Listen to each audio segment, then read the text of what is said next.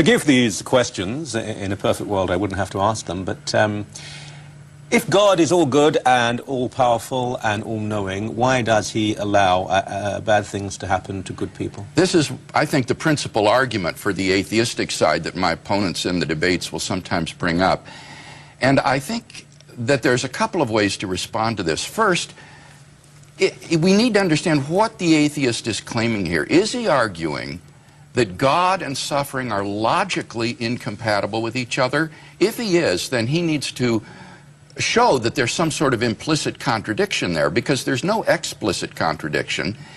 And I would say that no atheist has ever been able to sustain that burden of proof, to show that there are necessarily true assumptions that would reveal some kind of a contradiction between God and the suffering and evil in the world. In fact, I think we can prove that they are compatible by just adding a third proposition, and that would be that God has morally sufficient reasons for permitting the evil and suffering in the world. As long as that's even possible, it shows that God and evil are logically compatible. So that logical version of the argument doesn't work. Now, very quickly, there's a probabilistic version of the argument which says, all right, God and evil are logically compatible, but nevertheless, it's highly improbable that God exists, given the evil and suffering in the world.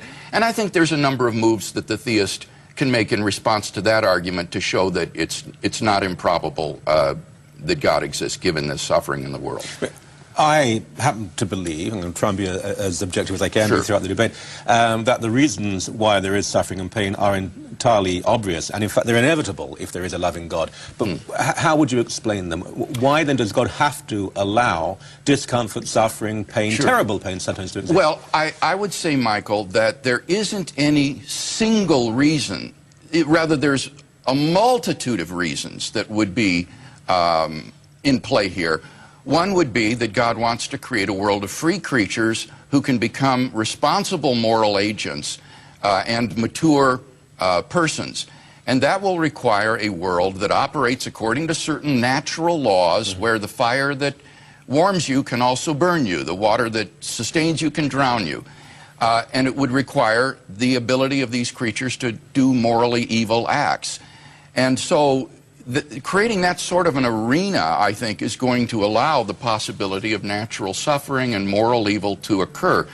But that God permits these with the overall goal in mind of bringing people freely into a knowledge of himself and to eternal salvation. And the goal of human life is not happiness in this life.